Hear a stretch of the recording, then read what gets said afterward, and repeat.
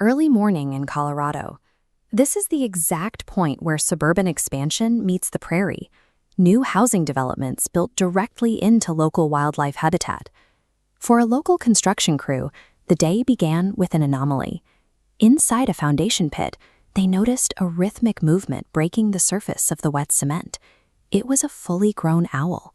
Fallen into the viscous trap, it was submerged halfway, its wings and legs entirely immobilized by the heavy gray sludge.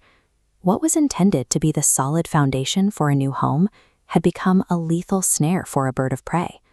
Wet cement is a unique hazard.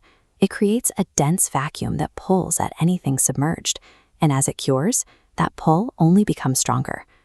Unlike mammals, an owl's hollow bones are highly efficient for flight, but extremely fragile against the tension of concrete. If rescuers simply pulled the bird, cement suction would hold the limbs down, and the upward force would snap its legs. The cement continued to cure and harden around the owl's body. With each passing minute, the bird's physical strength failed as it struggled against the cooling mass.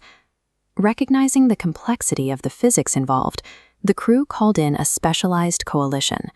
Local firefighters and wildlife rescue experts arrived on the scene within minutes.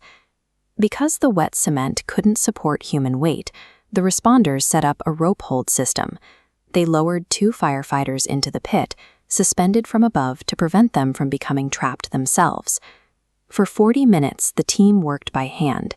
They slowly scooped the heavy material away from the bird's body, piece by piece, to break the vacuum without applying direct pressure to the owl's frame. By the time they reached its legs, the owl was in a state of profound exhaustion. Its eyes were barely open, and its heart rate was slowing as it succumbed to the cold and the weight. The bird was finally pulled clear of the pit. However, the mission now shifted to the toxic, heavy residue that remained bonded to its feathers. Cement is caustic. As it coats the feathers, it creates a toxic shell that prevents the owl from regulating its body temperature, leading to rapid systemic shock. The bird was rushed to a wildlife rehabilitation center. The rescue transitioned from a tactical extraction into a medical triage. Specialists spent hours using targeted cleaning solutions to break down the cement. They had to be extremely precise to avoid destroying the microscopic interlocking barbs that allow the owl to fly silently and stay waterproof. Along with the cleaning, the team administered warming treatments to combat hypothermia, slowly bringing the bird's core temperature back to a functional level. Once the toxic coating was removed and the bird stabilized, the medical team's work was done. The next stage of recovery depended entirely on the owl's own resilience. The owl was moved to a dark, quiet enclosure for observation. For 2 days, it remained still and silent, showing little sign of the strength it would need to return to the wild.